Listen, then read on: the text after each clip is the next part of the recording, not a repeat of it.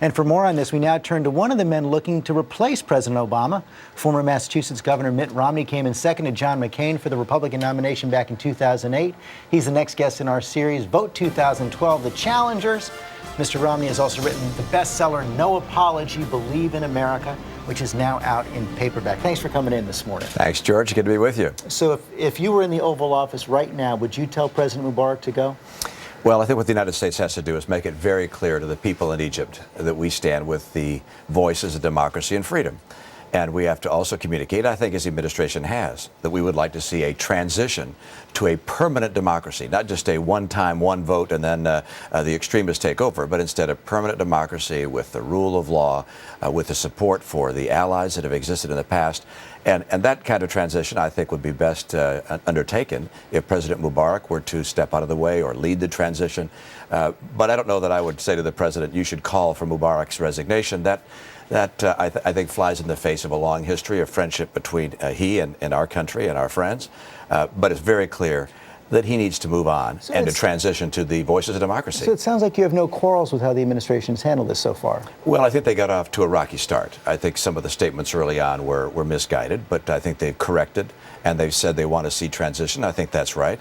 And I think that you're going to find Mr. Wisner and others are going to say, look, there ought to be a transition that you, Mr. Mubarak, or someone else leads to the voices of democracy on the street. We are a nation whose values and principles demand freedom, free enterprise, democracy. That's the right course for Egypt. Let's turn now to health care. Major court ruling yesterday, federal judge down in Florida targeted the individual mandate, said the President Obama's health care reform is unconstitutional. And in doing that, he wrote this. He said, "It is difficult to imagine that a nation which began as a result of opposition to a British mandate, giving the East India Company a monopoly and imposing a nominal tax on all tea sold in America, would have set out to create a government with the power to force people to buy tea in the first place." Do you agree with that reasoning? I absolutely do. I think it is a very bad piece of legislation. I think the president should have been more attuned to what we did in our own state, which is that we allowed each state to create a solution to the issue of the uninsured in the way the states thought best. That was the way the Constitution intended it. We are a federalist system. We don't need the federal government imposing a one-size-fits-all plan on the entire nation. But what he was talking about specifically was this requirement that people buy health insurance, and you had exactly that same requirement in Massachusetts. Why is it right for a state to impose that kind of a mandate and not the federal government? Well, states have rights that the federal government doesn't have. Under the 10th Amendment of the Constitution, the powers of the federal government are specifically limited. The states have the rights to, for instance, mandate kids going to school, mandate auto insurance.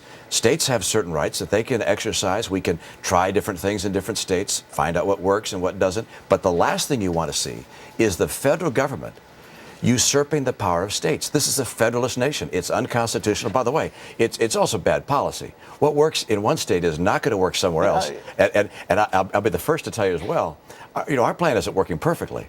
There are a number of things I do differently the second time around. And the right thing for the president to do now, with these decisions saying his bill is unconstitutional, with the House taking action to repeal it, with the Senate considering doing so, he should press the pause button and say, you know what, let's hold back on this Obamacare. I'm interested in the distinction you're drawing, which is a valid distinction, but it's not going far enough for many Republicans, as you know. Even Karl Rove, President Bush's former advisor, has said that unless you find that the number one challenge to you getting the nomination in the Republican Party is your support for this individual mandate, and you've got to find some way to work around it. But it sounds like you're sticking by the title of your book, No Apology. You're not going to apologize for this individual mandate? Well, I'm certainly indicating that there are things I do differently, and I point that out in the book.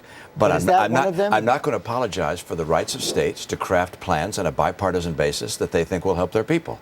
But I can't tell you this, which is the politics of it are something I'm not going to give a lot of worry to. I'm going to focus instead on the things I believe. But let me be specific here. Are you apologizing for imposing that requirement that people buy health insurance? Of course, I'm not apologizing for it. I'm indicating that we went in one direction, and there are other possible directions. I'd like to see states pursue their own ideas, see which ideas work best. That was the whole idea of our federal democracy. We'd have people be able to try different ideas state to state. But what we did not do was say that the federal government could make its choice and impose that on all the states. That's one reason why this bill is unconstitutional. So you're leading the Republican pack in fundraising right now, even though you haven't made a final decision to run. Is there anything that can stop you from taking on President Obama? Well, I haven't made a decision yet as to what we're going to do. That decision will be made sometime down the road. But I can tell you that I'm very drawn to the fact that this country needs someone who has private sector experience, because this economy is troubled. We've got a president who says a lot of the right things, but doesn't know how to get the job done. Almost everything he has done in his first 2 years has made it more difficult for our economy to grow. It's been the most anti-investment, anti-jobs, anti-growth administration we've seen in a long, long time.